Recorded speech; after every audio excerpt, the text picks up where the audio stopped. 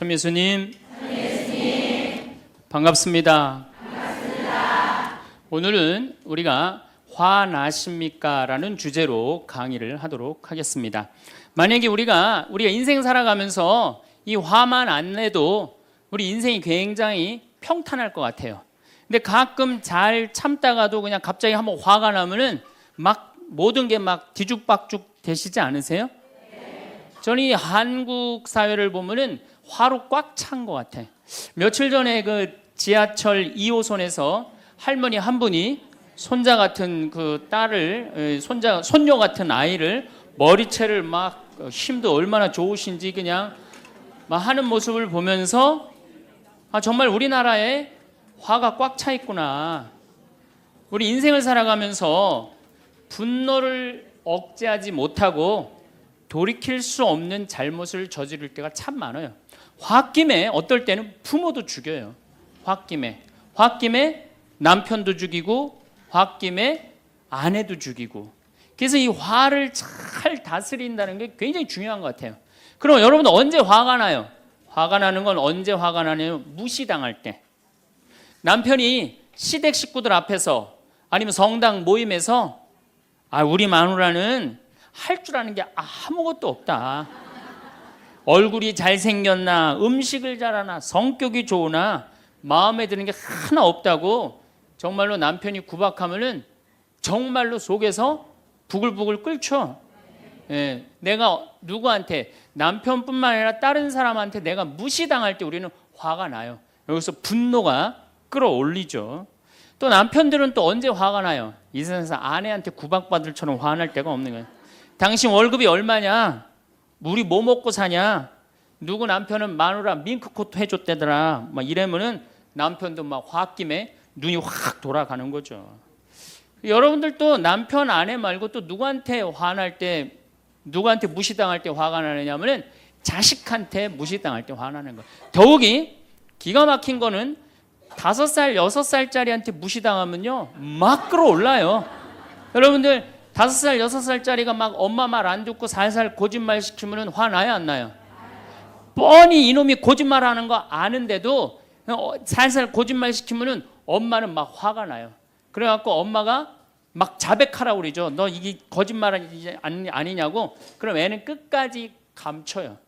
그럼 엄마는 그거 감추는 게 화가 나갖고 애를 막 두들겨 패죠. 근데 사실은 여러분들 그 아이들한테 화나는 거는 애가 문제가 있어서 여러분들 마음 안에 화가 꽉 차 있어서 그래요. 아니 그 5살, 6살짜리가 거짓말하면 얼마나 하겠어요. 그리고 자기가 잘못하면은 거짓말하는 건 인간의 본능이에요. 여러분들 국회의원들 청문회 볼 때 보면 거짓말 해야 안 해요? 장관 후보자들 청문회 할 때 보면 거짓말 해야 안 해요? 아니 그렇게 대단한 자리에 올라간 사람도 거짓말하는데 5살, 6살짜리가 거짓말한다고 그게 화가 나갖고 두들겨 패고 그러면 안 되죠. 그리고 뻔히 얘가 거짓말하는 거 알면서도 확인한다고 계속 자백해라, 진실을 말해라. 내가 보니까 거짓말하는 애가 나쁜 게 아니라 그렇게 몰아채는 엄마가 훨씬 나쁜 거예요. 그래갖고 마음 안에 뭐가 있느냐면은 너 한 번만 걸리기만 해봐라. 내가 가만히 두나 봐라. 그래갖고 한 번 걸리면은 한 번만 걸리기만 해봐라라고 95%의 엄마가 별론데요, 자식들한테. 그리고 걸리면은 두들겨 패는 엄마가 한 50%가 두들겨 팬대요. 어렸을 때 자식들한테. 이게 문제죠. 예. 또 누구 때문에 화가 나요, 여러분들? 죽지도 않는 시어머니 때문에 열받잖아요. 그냥 막 90, 100살이 됐는데도 그냥 안 죽고 그냥 건강하고 배고프다고 그러고 밥 내놓으라고 그러고. 또 우리 또 할머니들은 누구 때문에 화나요? 내 마음 몰라주는 며느리 때문에. 그러니까 사실은 화는 어디서 가장 많이 나느냐면 가정 안에서 가장 많이 나는 것 같아요. 다른 데보다는 가정 안에서 자식 때문에, 남편 때문에, 부모 때문에, 아니면 며느리 때문에 화가 나는 거죠. 화는 날 때 보면 작은 일로 시작해서 크게 터집니다. 되게 아무것도 아닌 일로 화를 내기 시작해서 나중에 크게 터져. 그 화나는 걸 보면은 다이너마이트 이렇게 타들어가는 거 보시죠? 도화선 싹 타들어가다가 마지막에 터질 때는 어때요? 산도 무너뜨리고 막 굴도 막 만들어내고 그러잖아요. 그러니까 우리가 화가 날 때는 그 다이너마이트 도화선에서 살살살살 탈 때 그때 꺼야 돼. 그게 끝에 가갖고 이게 터질 때까지 나를 볶고 기다리고 있으면 나중에 큰일 납니다. 여러분들 처음에 집에서 불이 났을 때, 조그만 불이 났을 때 빨리 끄면은 그 다음에는 번지지도 않죠. 근데 그 끄지 않고 그냥 막 계속 놔두면은 나중에 불이 커지면 그땐 끄고 싶어도 꺼요, 못 꺼요? 못 끄는 거예요. 그러니까 화라는 거는 잘 빨리 다스리는 훈련이 필요한 거예요. 내가 김치찌개 저녁에 요즘 배춧값이 너무 뛰었다고 그래서 딴 데 이 배춧값 신경 쓰느냐고 김치찌개를 좀 짜게 끓였어. 남편이 딱 한 숟갈 먹어보니 이놈의 마누라 맨날 끓이는 김치찌개 하나 제대로 못 끓이느냐고. 그럼 부인이 여보 미안해, 요즘 배추 한 폭에 15,000원이래. 그래서 내가 그 어떻게 올 겨울에 김장을 할까 그걸 고민하다가 간 보는 걸 깜빡했어. 그러니까 오늘은 다른 반찬하고 먹으면 다른 날은 내가 맛있게 해줄게. 이렇게 말하는 마누라는 한 명도 없어요. 당신이 나 외식 시켜줘 봤어? 아니 김치찌개가 짠 날도 있고 맛있는 날도 있죠. 어떻게 맨날 당신 입에 딱딱 맞춰서 끓여주느냐고. 그럼 남편이 외식도 못 시켜주고 그래서 좀 미안해갖고 다른 반찬하고 먹으면 다행인데 남편 절대 안 지죠. 너는 맨날 집에서 텔레비전만 보고 해는 일이 뭐 있느냐고. 집안 청소를 제대로 하느냐, 반찬을 맛있게 하느냐. 그러면은 부인이 당신이 나 옷 하나 제대로 안 사주고 그래서 나 텔레비전에서 그거 내 아이 쇼핑하는 거다. 그럼 또 남편이 넌 시집 올 때 해갖고 온 게 뭐가 있는데. 이러면은 점점 김치찌개로 시작해서 부부 능력 시집 올 때까지, 그리고 이제 나중에는 이렇게 사느니 너 죽고 나 죽자. 그래갖고 여러분들 뉴스 보도를 보면요, 자세히 보면요, 이런 뉴스가 굉장히 많이 나요. 아파트 15층에 느닷없이 14층에서 불이 나요. 그래갖고 소방관들이 와서 불을 끄고 주위 사람들 증언을 들어보면은 밤새 고함 소리가 오고 가고 난 뒤 불길이 치솟았다. 그러니까 이 홧김에 이렇게 사느니 너 죽고 나 죽자. 그래서 이불 방 한가운데다 갖다 놓고 석유 뿌리고 그리고 불 지르는 게 방화의 14%래요. 홧김에 지르는 불이 14%래요. 그 다음에 이 화라는 단어를 보면 불화자야. 여러분들 화가 나면 막 불이 나는 거야, 속에서. 이거를 다스리지 못하고 이거를 끄지 못하면은 우리가 점점 크게. 근데 화는 내면 낼수록 문제가 해결될까요? 문제가 꼬일까요? 화는 내면 낼수록 문제가 꼬여요. 제가 20년 전에 제가 알던 분 시동생이야. 근데 이 양반이 굉장히 다혈질이었어요. 성탄절 전날 불법 유턴을 하다가 걸렸어요. 걸려갖고 정경이 딱 잡아갖고 불법 유턴했습니다. 벌점 15점에 벌금 7만 원입니다. 나는 안 했다. 내가 분명히 봤습니다. 이놈의 새끼 안 했다는데 왜 자꾸 그러느냐? 너 경찰서장이 누구냐? 누굽니다. 그래 마침 친구였나 봐요.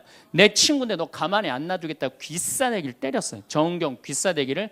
했더니 정경이 가만히 있어요. 공무집행방해로 철창에 집어넣어 버렸어요. 그래서 거기서 길길이 뛰다가 그 자리에서 뇌출혈로 죽었어요.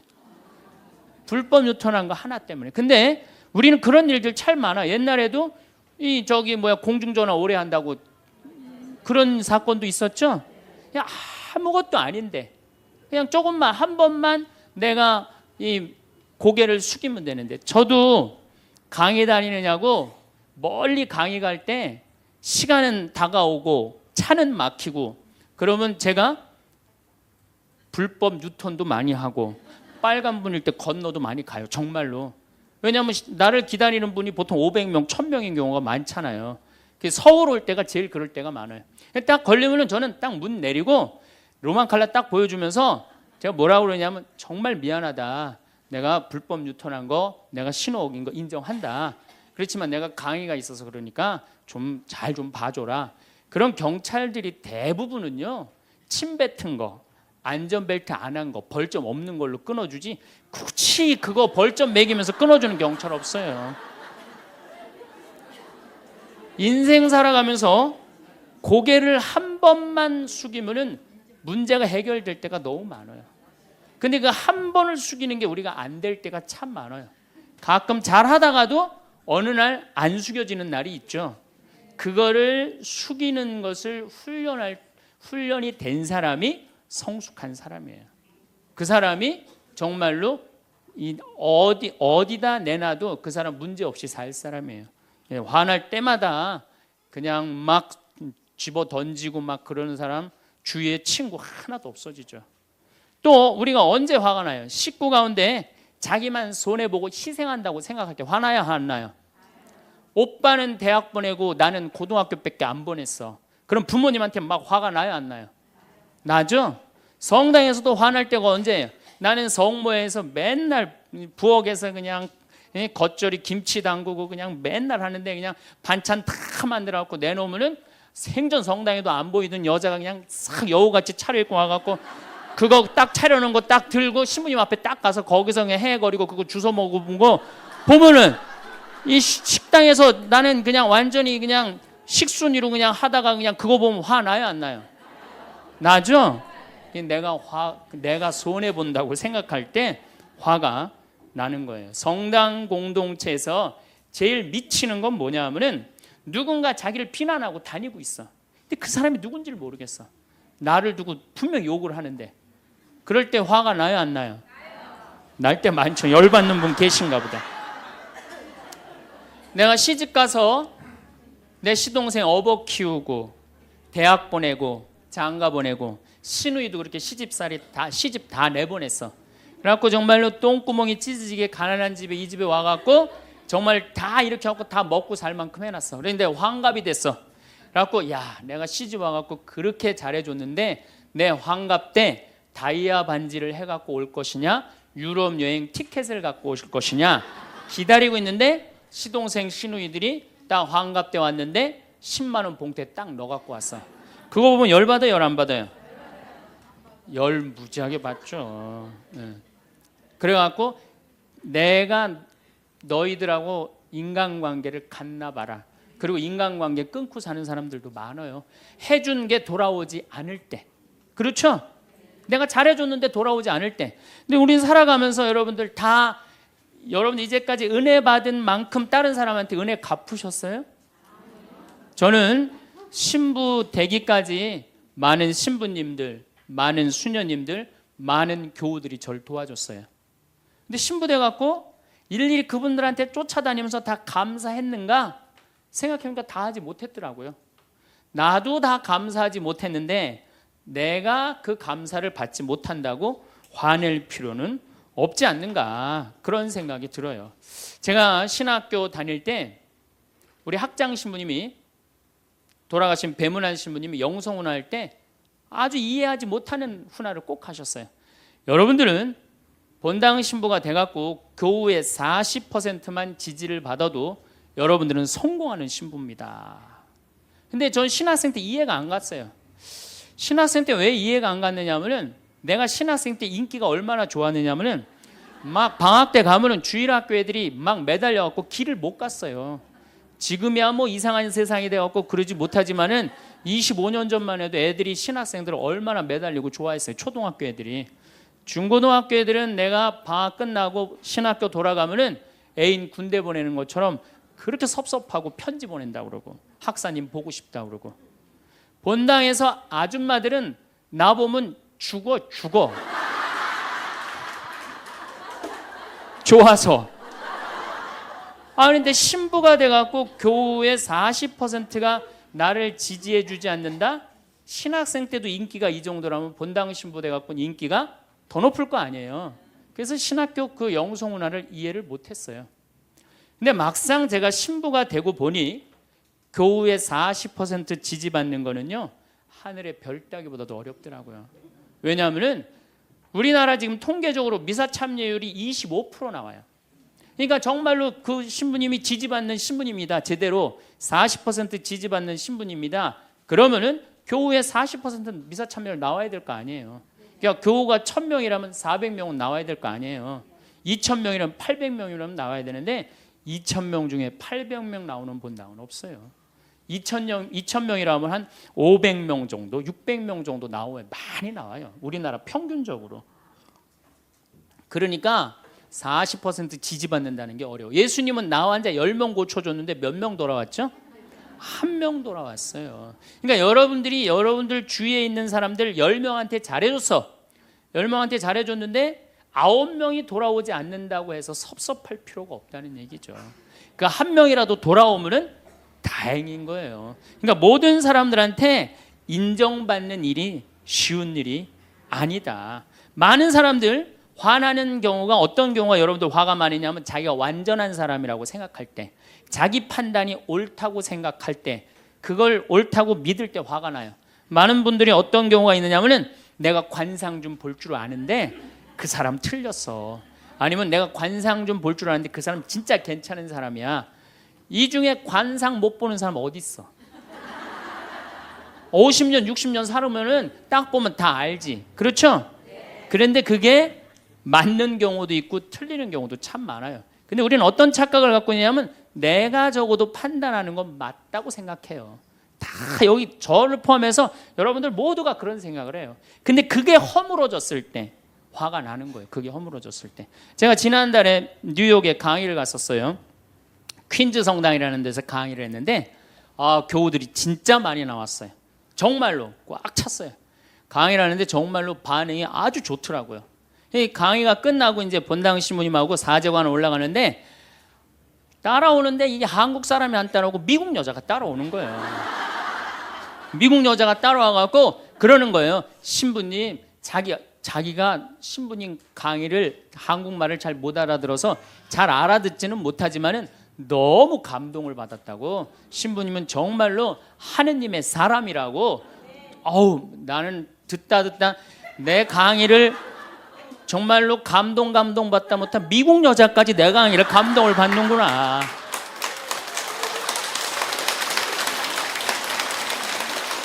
그래갖고 기분이 너무 좋아갖고 이제 그 여자하고 얘기를 하고 있는데 본당 신부님이 자꾸 나를 끄는 거예요. 사정안에 빨리 가자고.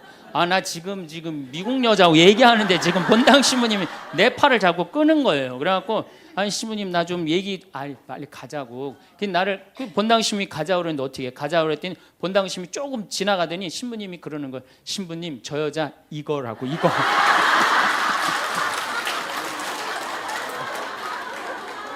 한국에서 강의만 오면은 강의 오는 신부님한테 쫓아다니면서 저런다고. 난 내가 강의 잘해갖고 그런 줄 알았더니 쫓아와갖고 그냥. 내가 성당 봉사한다고 해서 모두가 나를 알아봐 줄 거라고 착각해서는 안 됩니다. 성당에서 열심히 봉사하는 우리 형제 자매님들 가운데 요셉 형제 없으면 우리 성당 쓰러져. 마리아 자매님 없으면 우리 성모에 없어져. 우리 데레사 자매 없으면 성가대 없어져. 그 말 믿지 마세요. 없어져도 성당 잘 돌아가요. 성가대에서 데레사 자매 빠져도 오히려 더 잘 돼. 그러니까 내가 그렇게 대단한 인정을 받는다고, 내가 그런 자리에 차지한다고 생각하는 그때부터 내가 불행해지기 시작하는 거예요. 제가 늘 가끔 드리는 말씀이지만은 제가 작년 5월 달에 서울 오금동 성당에 강의 갔어요. 강의를 갔는데 그때도 막 많이 모였어요. 여러분들만큼. 그때는 베드로 얘기를 했어요.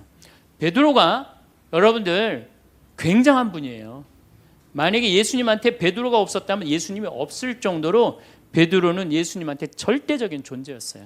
막 그런 얘기를 막 하고 막 그러는데 교우들이 반응이 대단히 좋았어요. 그래서 이제 강의 1강의가 끝나고 쉬는 시간이 됐는데 22년생 할머니야. 머리가 하얀 할머니가 자기가 돌아가신 추기경 형님하고 동갑이라는 거예요. 근데 추기경 형님이 항상 자기하고 친한데 동창이라고 그랬다는 거예요. 추기경 형님, 김수환 추기경 형님이. 근데 자기는 그때 할머니가 88살 정도 됐던 걸로 기억이 나요. 88년 동안 살면서 이렇게 훌륭한 신부님 강의 처음 들었다는 거예요. 이야, 내가 정말로 인기가 많은가 보다. 그래갖고 할머니가 신부님 손을 한 번만 잡으면 죽어도 여한이 없다는 거예요. 이제 이 나이에. 그래서 할머니 감사합니다. 그리고 할머니 손을 잡았는데 이 할머니 하시는 말씀이 난 오늘 우리 차동엽 신부님 손을 잡아서 죽어도 여한이 없다는 거예요. 차동엽 신부님 손을 잡아서.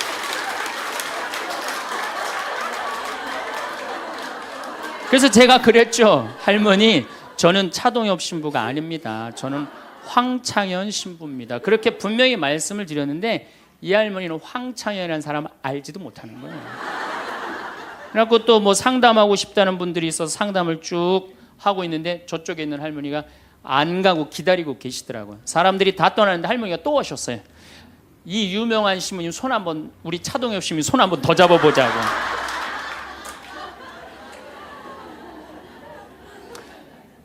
모든 사람들이 나를 인정해주지 않는다 하더라도, 모든 사람들이 나를 알아주지 않는다 하더라도 실망하실 필요 없어요. 그리고 우리가 인생 살아가면서 모든 사람이 나를 인정해주는 일은 없어요. 그러니까 여러분들 가운데 모든 사람이 나를 좋아해. 이분은 사실은 나중에 불행의 씨를 갖고 있는 분이에요. 화의 씨를 갖고 있는 분이에요. 10명 중에 몇 명만 나를 좋아해도 성공해? 4명만 좋아해도 성공한 거예요. 아니 10명 중에 1명만 나를 믿어줘도 여러분들은 실패한 인생이 아니에요. 9명은 나를 인정하지 않을 수도 있어요. 근데 가끔 나는 우리나라 연예인들을 보면 안타까워요. 연예인들 막 인기가 좋잖아요. 인기가 좋은데 막 따라다니잖아요. 막 따라다니는데 그 연예인들 따라다니는 사람들을 보면은 많이 따라다녀 500명, 1000명이야. 그러면은 국민의 5천만 명의 국민 중에 1000명 따라다니는데 그 1000명 속에서 자기가 인기가 완전히 있는 줄 아는 거예요. 완전히 그 1000명 속에서 파묻혀 갖고 4999만 9천 명은 그 사람이 누군지도 모를 수 있어요. 그렇지 않아요? 여러분들 요즘 연예인들 막 때로 나와갖고 뛰어다니고 막 춤추는 거 보면 구분돼요, 안 돼요? 난 아무리 알아보려고 그래도 나도 이제 늙어가기 시작하니까 이게 누가 누군지 모르겠더라고요. 나하고 그 사람들하고 아무 상관없어. 그러나 연예인들은 그런 생각을 안 해요. 자기가 모든 사람들한테 인기가 있다고 착각을 해요. 그런데 갑자기 댓글에 그게 노래냐, 그게 춤이냐, 그게 연기냐, 이런 악성 댓글이 올라오면 그때부터 미치는 거예요. 그래갖고 그 악성 댓글을 올려봤자 내가 보기에는 정신 나간 사람이 올리거나 아니면은 자기 마음에 안 드는 사람 올리는데 많이 올려야 50명, 100명도 안 올릴 거예요. 자기를 좋아하는 연예인들은, 저 일반 대중들은 보통 한 5,000명, 10,000명 되면은 그런 악성 댓글을 올리는 사람은 10명, 20명도 안 될 거예요. 근데 그거에 스트레스를 받아갖고 목매갖고 자살하는 연예인들이 참 많아요. 그럴 필요 없다는 거예요. 최진실 씨가 이 세상 떠난 지 벌써 이제 2년 됩니다. 참 안타까운 연예인이에요. 나는 최진실 씨하고 나이하고 비슷한 연배. 우리 어렸을 땐 인기 최고였어요. 정말로. 정말 앞으로도 더 연애 활동을 했으면 우리한테 큰 기쁨을 줬을 거야. 근데 최진실 씨를 좋아하는 사람은 국민이 나를 포함해서 한 3천만 명은 될 거예요. 근데 최진실 씨가 세상 떠날 때 악성 댓글을 한 사람 4사람밖에 안 돼요. 너무너무 안타깝죠. 그러니까 우리가 살아가면서 여러분들도 여러분들한테 막 나쁜 소리를 하는 사람은 한둘이야. 근데 그 한둘도 내가 보기엔 제정신 가진 사람은 아니다. 그러니까 모든 사람들한테 내가 인정받지 못한다고 그래서 화낼 필요는 없다. 제가 17년 전, 벌써 18년 전이네요. 철산성당이라는 경기도 광명 보좌신부를 했어요. 보좌신부를 했는데 거긴 교우가 14,000명이야. 14,000명. 예비자 교리반을 딱 맡았는데 100명이 딱 있는 거예요. 새로 신부는 됐지. 그냥 교리 교환을 신학교 때 얼마나 공부를 열심히 하고 준비를 열심히 했어요. 100명이 있으니까 기분이 너무 좋더라고요. 그래서 그냥 교리를 그냥 얼마나 열심히 했는지 몰라요. 근데 한 달이 지났는데 늘어나도 전찬을 판국에 이게 줄어들기 시작하는 거예요. 90명으로 줄어드는 거예요. 2달이 지났는데 80명으로 줄어드는 거예요. 3달이 지났는데 진짜 딱 반토막이 나더라고. 50명으로. 그랬더니 봉사자들이 맥주하고 안주를 사갖고 와서 나를 위로해 주는 거예요. 신부님 실망하지 말아라. 원래 교리반이 이렇게 어중이 떠중이 다 떠나고 이렇게 오리지널만 3개월 지나면 딱 남는다. 그리고 실망하지 말으셔야 되는 이유가 수녀님 반은 더 떨어졌다. 그러니까 실망하지 말아라. 그때 제가 뭐라고 그랬냐면, 여러분들은 요한복음 6장도 읽어보지 않았느냐. 요한복음의 6장에 무슨 얘기가 나오는, 예수님이 5,000명 먹인 기적 얘기가 나와요. 근데 요한복음 4장에 보면 예수님이 죽어가는 고간의 아들을 살려요. 그냥 예수님 활동하자마자 첫 기적은, 요한복음에서 첫 기적은 가나에 술 많게 하는 기적이고, 두 번째 기적이 뭐냐면은 죽어가는 고간의 아들을 살리는 거예요. 그럼 죽어가는 고간의 아들을 여러분들 본당 신부가 새로 발령받아 와서 내 아들이 암으로 막 죽어가. 근데 신부님이 가정 방문 와갖고 내가 안수기도 한번 해볼게. 그래갖고 안수기도를 해줬는데 암으로 막 죽어가려고 그러는 아들이 살아났어. 그럼 그 신부님 인기가 본당에서 어떨 것 같아요? 성당 안 나오던 교우들도 그 신부님 구경하러 다 나올 거 미사 참례. 예수님 엄청나게 따라다녔어요. 그런데 요한복음 5장에 보면 예수님이 38년 동안 벳자다 연못에서 누워있던 사람을 지나가다가 측은한 마음이 들어서 일으켜 세워요. 근데 신부님 우리 시어머니는 중풍으로 38년 동안 누워있었다고. 그럼 내가 또 한번 안수기도 해볼게. 가서 안수기도 했는데 시어머니가 38년 만에 일어났어. 그럼 본당 신부님 인기는 하늘을 찌르는 게 아니라 하늘을 뚫고 올라갈 거예요. 그 정도로 예수님 인기가 그렇게 좋았어요. 그래갖고 이 사람들이 예루살렘에서 예수님이 그런 기적을 하셨는데 예수님을 갈릴레아 호수까지 몇 명이 따라가느냐면 5천 명이 따라갑니다. 자기네들 스스로 제자라고 그러면서 5천 명이 따라가요. 5천 명이 따라가는데 보니까 3일 동안 이 사람이 밥을 못 먹어. 그러니까 예수님이 빵 5개, 물고기 2마리로 5천 명을 먹여요. 그러니까 당시 유대인들이 뭐라고 그러냐면 우리가 드디어 기다리던 왕이 왔다. 왕으로 억지로라도 모시자. 그래요. 그러니까 예수님이 딱 사라졌다가 저녁에 딱 나타나는데 갈릴레아 호수에 나타나는데 성서에 25에서 30 스타디온 정도 배가 떨어져 있었다고 그랬어요. 그럼 완 스타디온은 얼마냐? 한 200m 정도를 완 스타디온, 한 스타디온이라고. 여러분들 스타디온이 어디서 온 말이에요? 스타디움이라는 스타디움 한 바퀴를 돌고 있습니다. 그러잖아요. 그 스타디움이 성서에서 나오는 스타디온에서 나온 얘기예요. 그러니까 한 스타디온은 한 200m 정도 되는 거예요. 그걸 30 스타디온을 걸었다면은 얼마를 걸은 거냐면은 6km를 걸은 거, 무리를 쫙. 미치는 거죠. 사람이 무리를 걸은 거를 보면 미치지 않아요. 만약 여러분들 내가 강의한다고 저 뒤에서 걸어서 안 들어오고 공중부양으로 떠서 쫙 들어온다고 생각을 해봐. 강의할 필요 있어요, 없어요? 잠깐 떴다가 그냥 쫙 나가면 그걸로 끝이지. 그러니까 당시의 유대인들은 예수님한테 완전히 반한 거예요. 근데 다음날 예수님이 이상한 말을 해요. 참으로 확 끼얹어요. 내가 진실로 진실로 너희에게 말한다. 너희가 사람의 아들의 살을 먹지 않고 그의 피를 마시지 않으면 너희는 생명을 얻지 못한다. 그러나 내 살을 먹고 내 피를 마시는 사람은 영원한 생명을 얻고 나도 마지막 날에 그를 다시 살릴 것이다. 내 살은 참된 양식이고 내 피는 참된 음료다. 군중들이 눈이 동그래요. 여러분들은 살 먹고 피 먹는 얘기 하도 많이 들어서 안 이상하죠? 그런데 다른 종교인들이 우리는 예수님 살 먹어, 예수님 피 마셔 그러면은 어떻게 생각할 것 같아요? 식인종 아니면 드라큘라 둘 중에 하나예요. 예수님 피 먹는 거면. 그러니까 당시의 유대인들이 뭐라고 그러냐면 이 말씀은 듣기가 너무 거북하다. 누가 듣고 있을 수 있겠는가? 그러니까 그러면서 떠나요. 그러니까 예수님이 당신의 말씀을 두고 투덜거리는 것을 속으로 아시고 그들에게 이르셨다. 이 말이 너희 귀에 거슬리느냐? 그리고 성서에 이렇게 우리에게 말합니다. 이 일이 일어난 뒤로 제자들 가운데 많은 사람이 되돌아가고 더 이상 예수님과 함께 다니지 않았다. 다 떠나간 거예요. 말을 알아듣기 너무 어렵다고. 그러니까 이제 예수님이 이제 딱 12명 딱 남아있는 거, 어떤 무식한 어부 12이 눈을 동그랗게 뜨고 예수님을 쳐다보는 거예요. 그러니까 예수님이 이때 뭐라고 그러냐면은 너희도 떠나고 싶으냐.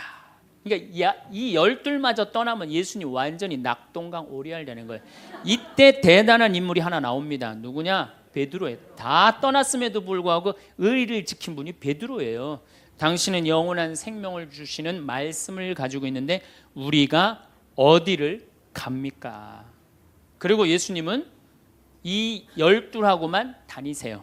그리고 요한복음 6장 다음에 7장에는 뭐라고 써 있느냐면은 이들이 예수님을 죽이려 함으로 예수님은 더 이상 공식적으로 돌아다니지 않고 몰래 숨어서 갈릴레아만 다니셨다고 그래요. 그러니까 이 12하고만 그냥 돌아다닌 거 죽이려고 그러니까 피해서.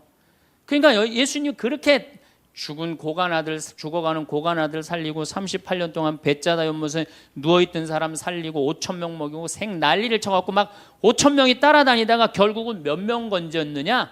12명 건진 거예요. 여러분들 5천 명 중에 12명 건진 예수님이 나요? 100명 중에 50명 건진 제가 나요? 누가 나요? 내가 낫지 않아요? 아니 내가 예수님보다 나은데 뭐 그 예비교 50명 떨어졌다고 실망할 게 뭐 있어. 나는 가끔 한심한 레지오 단장들이 있어요. 신부님 우리 단원이 10명인데 오늘 2명밖에 안 나왔습니다. 그래서 둘이서 울면서 개응을 했습니다. 우리 레지오 해체해야 될까 봅니다. 이렇게 오는 단장이 있는데 한심한 단장이죠. 10명 중에 2명 나왔다 그러면 20% 지지받는 단장이야.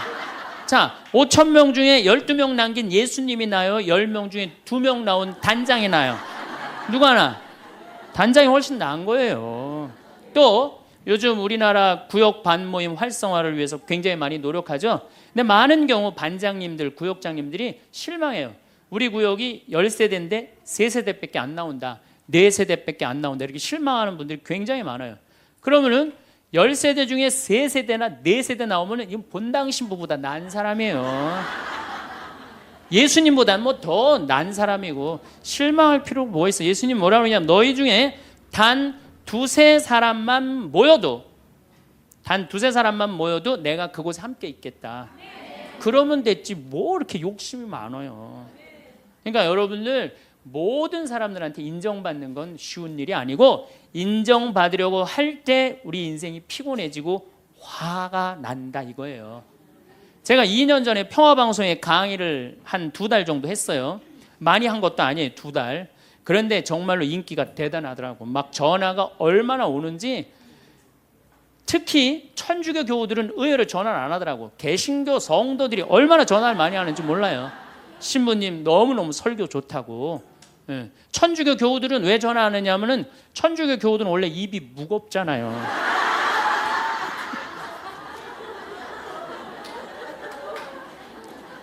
급기야는 목사님이 전화를 하셨어요. 신부님 우리 교회에 와서 설교를 주일 예배에 좀 해달라는 거예요. 그래서 제가 주일 예배에 가서 설교를 했어요. 그때 이번에는 천안에서 스님이 전화를 하셨어요. 우리 절에 와서 설법을 해달라고. 더욱이 나는 그 주지 스님을 아직도 잊지 못하는데 참 좋으세요. 겸손하시고. 상좌에 앉혀서 제가 설법도 주일날 했어요. 뭐 인기가 뭐 천주교, 개신교, 불교 막 올라가는 거예요. 기분이 끝내줬는데 갑자기 전화가 한 통 왔어요. 평촌에서 사는 할머니야. 근데 이 할머니가 전화를 우리 직원한테 황창현 신부를 바꾸라고 전화가 온 거예요. 근데 문제는 황창현 신부님을 바꾸라는 건 좋은 말 하려고 전화한 거예요. 황창현 신부를 바꾸라는 건 따지려고 전화한 거예요. 전화를 딱 받았더니 당신은 정의구현 사제단이냐 딱 그렇게 물어보는 거예요. 그래서 난 정의구현 사제단이 아니다. 그랬더니 정의구현 사제단도 아닌데 왜 운하를 반대하느냐. 우리나라 경제가 살려면 운하를 해야 된다. 젊은 신부가 경제도 모르고 사회도 모르고 정치도 모르는 신부가 방송에 나와서 운하가 안 된다고 1시간 동안 떠들면 되겠느냐. 그리고 당시 수원교구 주보에다가 운하 안 된다고 한 달을 주보에다 써내는데 그 60만 명, 70만 명이 있는 주보에다 그런 글을 쓰면 되느냐. 그리고 당신 앞에 행복론 강의도 하나도 재미없었다. 나와서 방송 나와서 강의하지 말아라. 그래서 전화를 탁 끊는 거예요. 제가 기분이 좋았겠어 나빴겠어요? 기분은 나빴지만 그 할머니 때문에 화를 주체하지 못해서 내가 목을 매갖고 자살을 해야 되겠다 이 생각은 안 했어요. 생각이 다 틀린 거예요. 생각이 틀리고 상황이 다 틀린 거예요. 내 강의를 듣는 사람이 10,000명이라면 10,000명 중에 5,000명은 나하고 생각이 같을 수 있어요. 근데 5,000명은 나하고 틀릴 수 있어요. 5,000명이 틀리다고 그 5,000명 때문에 화낼 필요는 없다. 아, 나하고 틀릴 수도 있구나. 이렇게 생각하면 마음이 편안하거든요. 근데 그런 것 때문에 뭐 화를 내고 열낼 일이 뭐가 있어요. 또 한 번은 내가 노인에 대한 강의를 했어요. 우리 이제 안 죽는다. 우리 이제 100살까지 산다. 110살까지 산다. 그러니까 자식들한테 재산 물려주지 말고 다 여러분 위해 쓰다가 죽어라. 그리고 통장에 얼마만 남기면 되냐? 500만 원만 남겨라. 500만 원만. 그렇게 마음껏 쓰다가 죽을 때는 돌아다니다 지치면은 그냥 죽을 땐 꼴까닥 죽어라. 네, 이렇게 강의를 했더니 정말로 할머니들이 이번에는 전화를 무지하게 하는 거예요. 너무너무 내 노년을 확실히 알려줘서 고맙다고. 이번엔 순천에 있는 할아버지가 전화를 하셔서, 신부님, 저는 70 먹은 노인인데 침례 교회를 다닙니다. 근데 신부님 강론을 듣고 가슴이 뻥 뚫렸다는 거예요. 내가 남은 인생 30년이나 남았는데 어떻게 살아야 되는지 너무너무 잘 들었다고. 근데 신부님이 다음 주에 이제 돈 다 쓰다가 꼴까닥 죽는 방법을 알려준다고 그랬는데 그 주간에 당신이 어딜 가갖고 못 들었대, 내 강의를. 그래갖고 꼴까닥 죽는 방법을 알려달라고 전화를 했더라. 야, 정말로 이 순천의 할아버지도 나한테 전화를, 기분이 너무너무 좋더라고요. 근데 하느님은 참 짓궂게도 그 전화 끊자마자 이번에는 저 부산에서 전화가 왔어요. 황창현 신부를 바꾸라고. 전화를 딱 받았더니, 당신이 황창현 신부냐고. 내가 황창현 신부라. 당신 요즘 왜 그런 강의를 방송에서 나와서 해서 집안을 평지 풍파를 일으키느냐. 그러니까 내 강의를 듣고, 시어머니일 거예요. 시어머니가 내 강의를 듣고 며느리를 불러서 한 소리 한 거지. 나 안 죽는데더라. 너 나 위에서 쓰다가 나 통장에 500만 원만 남길 테니까 나한테 유산 받을 생각 꿈도 꾸지 말아라. 그렇게 이제 얘기를 한 거야. 그러니까 그냥 열받으니까 나한테 전화를 한 거죠. 그런 강의 하지 말라고. 그리고 그 자매는 한마디 더 하더라고요. 당신 강의하는 거 재수 없다고. 저는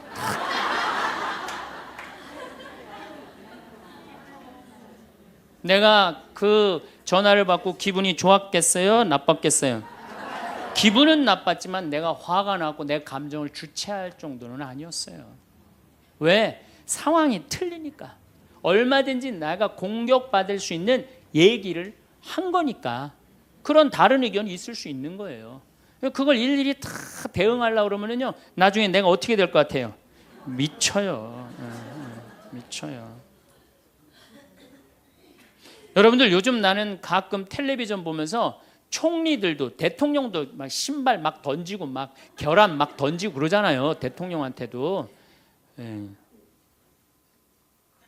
우리가 남이 나한테 평가하는 게 전부는 아닙니다. 자기 소신, 자기 확신, 자기 멋이 있으면은요, 누가 뭐라 그래도 별로 거기에 흔들리지 않아요. 근데 그냥 남들 말에 막 귀 기울이고 그냥 거기에 신경 쓰는 사람은 조금만 뭐가 있어도 화를 내고 자기를 주체하지 못하는 거예요. 루카복음 9장 51절을 보면 예수님이 사마리아를 통해 예루살렘으로 올라가려고 할 때 사마리아 사람들이 예루살렘에 간다는 이유로 예수님을 거부해요. 들어가지 못하게, 동네를. 그 동네로 지나가면 지름길로 갈 수 있는데, 그러니까 야고보하고 요한이 열받아갖고 뭐라 그러냐면 하늘에서 불을 내려다가 살러버릴까요? 얼마나 열받았으면은 하늘에서 불을 내려다가 살러버릴까요? 그래요. 근데 예수님은 이 둘을 꾸짖고 돌아가세요. 예수님도 돌아가는데 우리가 화가 난다고 그냥 열 지르는 사람마다 전부 다 정면 돌파할 필요는 뭐가 있어요? 그렇지 않겠어요? 우리도 예수님처럼 돌아갈 상황이 되면 돌아갈 줄 알아야 됩니다. 세상 사람들이 다 나를 몰라준다 해도 화낼 일도 아니에요. 공자님은 뭐라고 그러셨느냐? 진정한 성인은 자기를 몰라줘도 분노하지 않고 유유자적할 줄 아는 사람이 진정한 성인이라고 그랬어요. 내가 누군데 나를 몰라봐. 왕년에 내가 이 거리를 주름 잡던 사람인데 이 성당 지을 때 내가 어떻게 했는데 나에게 이럴 수가 있어. 내가 시집와서 똥구녕이 찢어지게 가난한 이 집 이렇게 일으켜놨는데 나를 무시할 수 있어? 이렇게 자꾸 자기 도취에 사로잡히면은요, 나중에 다른 사람하고 부닥치게 되고 잘난 척하게 되는 그런 꼴이 된다. 그런 꼴이에요. 여러분들, 반대로 모두를 사랑할 수 있어요? 내가 모든 사람들한테 사랑받을 수도 없지만은 반대로 사랑할 수 있느냐? 다 사랑할 수 있어요? 쉽지 않죠? 내가 본당 신부 해보니까 다 사랑하는 사람이 있긴 있더라고요. 누가 다 사랑하느냐면 머리에 꽃 꽂은 여자가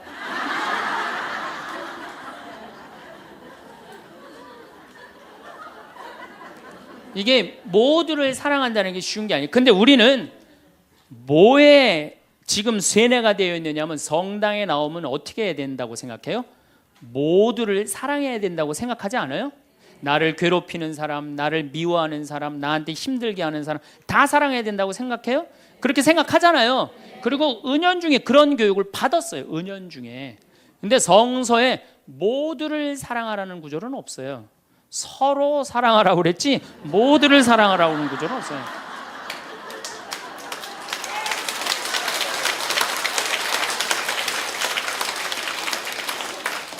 그러면은 이 모두를 이 사랑하는 게 얼마나 어려우느냐 요 얘기만 하고 다음 시간에 얘기하도록 하겠습니다. 사람은요 동그란 사람이 있고 네모난 사람이 있고 세모난 사람이 있고 별난 사람이 있어요. 그렇죠? 근데 꼭 사람 중에 삐죽한 사람이 있어요. 삐죽한 사람. 말 한마디라도 꼭 아프게 하는 사람이 있어요. 그래갖고 내가 그냥 마음 먹고 파마를 싹 했단 말이야. 마음 먹고. 그래갖고 이 동그란 사람이 파마를 딱 했는데 삐죽한 놈이 딱 와서 한마디 합니다. 파마를 왜 그렇게 했어? 얼굴이 떡판 같아 보이잖아. 그럼 이 동그란 사람 피가 뚝뚝 떨어져요? 안 떨어져요? 뚝뚝 떨어지는데 동그란 사람 특징은 뭐냐? 남한테 싫은 소리 하면 안 되는 줄 알고 있는 거예요. 그러니까 동그란 사람이 그렇게 내 가슴에 피가 떨어지면 한마디 해줘야 될 거 아니에요. 내가 떡판이든 뭐든 네가 무슨 상관이냐 이렇게 얘기를 해야 되는데 동그란 사람은 파마를 왜 그렇게 해서 얼굴이 떡판 같잖아. 그러면 동그란 사람이 뭐라고 그러냐면 그러게 해다 보니 그렇게 됐네. 그리고 어디 가서 울기 시작하냐면 성당에 가서 울기 시작하는 거예요. 예수님 저 삐죽한 여자가 나보러 떡판이래요. 근데 예수님 당신이 정말로 십자가에서 참고 인내하고 용서하고 사랑했으니까 나도 참고 용서하고 인내하고 사랑할게요. 그래갖고 그냥 겨우 어떻게 주체할 수 없는 걸 다스려갖고 고해성사를 봤어.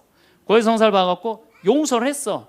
자기하고 예수님하고 신부님하고는 화해를 했는데 그 삐죽한 사람하고는 화해했어 안 했어요? 삐죽한 사람은 찔렀는지도 모르고 몰라요. 그 사람 피가 흐르는지도 몰라요. 그런데 더 동그란 사람 미치는 건 뭐냐면 그렇게 찔러놓고 딴 데 가고 막 헤헤거리고 또 수다 떨면은 동그란 사람이 속으로 무슨 생각이 들어요? 넌 웃음이 나오니? 난 지금 피가 뚝뚝 흐르는데. 가을이 돼갖고 그냥 또 그냥 마음 먹고 성당을 나왔는데 삐죽한 놈이 동그란 사람한테 한마디 또 합니다. 아니 요즘 남편이 돈 못 벌어? 옷을 왜 이렇게 후줄그리하게 입고 다녀? 그러면 또 피가 뚝뚝 떨어지는 거야. 이 동그란 사람 여러분들 삐죽한 사람 만나야 돼? 만나지 말아야 돼? 만나면 안 돼요. 이 삐죽한 놈 누구 소개시켜줘야 되냐면 별난 놈 소개시켜요. 별난 놈. 찔러도 안 나오는 별난 놈.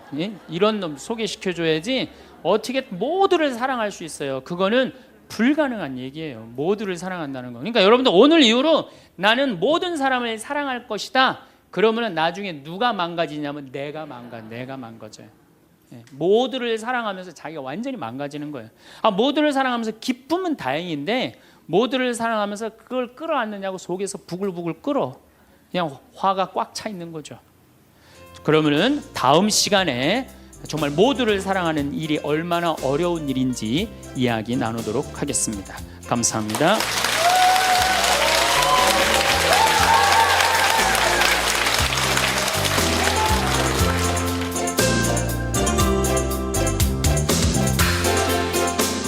예수님이 일생 수고순환하셨기에 우리도 일생 수고순환해야 된다고 이야기하는 사람들 이거 잘못 알고 있는 거예요. 여러분들 신앙생활은 기뻐야 돼. 그리고 가시관은 언제 썼느냐 하면은 전생에 쓴 게 아니라 마지막 금요일 날 하루 쓴가 하루. 예수님도 12 중에 3명만 이렇게 사랑했는데 여러분들은 레조 단원들 12이면 12명 어떻게 다 사랑해. 그 중에 3명만 사랑해도 누구하고 똑같아? 예수님하고 똑같은 거예요. 주님께서 여러분과 함께 마음을 드높이 우리 주 하느님께 감사합시다. 말로는 맨날 마땅하고 옳은 일이라고 그래. 말로는. 그런데 세계 경제 10위권까지 진입한 나라 중에 다른 나라 한 번도 침략한 적 없이 우리끼리만 이 자리에 올라온 나라가 한 나라가 있어요.